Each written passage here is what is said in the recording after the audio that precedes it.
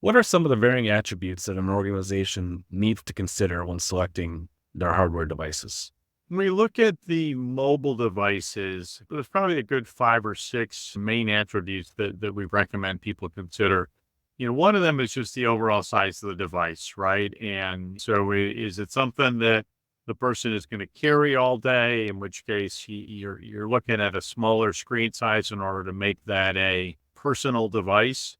But there are definitely some other situations where a medium size or a larger tablet screen is going to be a better fit. Perhaps the input screens have some complexity to it, or there's going to be touch input, and in which case those larger screens make a difference. Or, some application requirements might make sense that, hey, a full workstation with a full screen is going to be the right solution. Another thing is certainly, is scanning part of the solution? So are there barcodes out there? And if they are, then how does the user interact with those? Are they going to be up close? Are they going to be, say, within several feet? Or is it something that they're going to need to scan something that's up on the third level of a rack, or like a wall placard that's maybe 20, 30 plus feet away in order to drop a device or drop a product off and have the system know where it's located? So scanning needs certainly become a big consideration to make sure you've got the right capability there. Another idea to consider is just what kind of input do they need from the worker? Is a touchscreen going to be effective? And then again, you have to think about the size of the screen and the size of the buttons and that interaction. Or is it a situation where maybe the employees are wearing heavy gloves, or there's a lot of data entry, in which case having a hard keypad can really make a difference in order to make sure that the worker can work efficiently, but also accurately in making that input. Ruggedness is certainly something to consider. How rough and tumble is the environment? Is it drops to, if they drop a device, is it dropping to carpet? Is it dropping to tile, or is it dropping to concrete?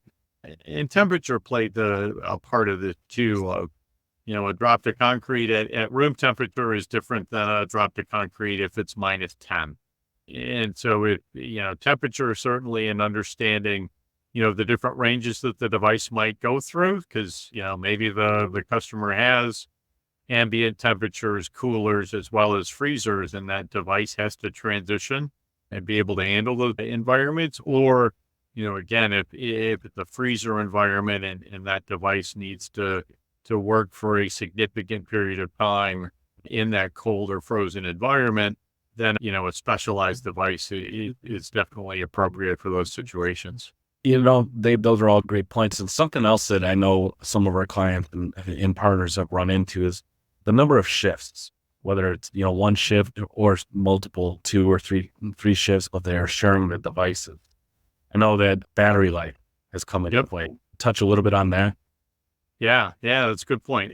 So the main thing there, when you think about multiple shifts, is that device going to have a field replaceable battery, right? And ideally something that's going to allow you to warm or have enough power on it so that you can do a warm swap, which means you can leave the device on and slide a freshly charged battery into it without losing their session.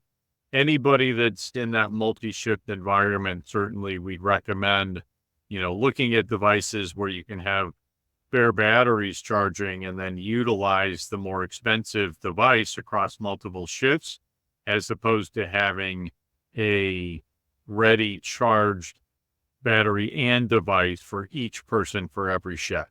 It's a good cost savings when you're looking at a 2 or a 3 shift operation. If we just have to be charging batteries and have ready batteries for those shift changes.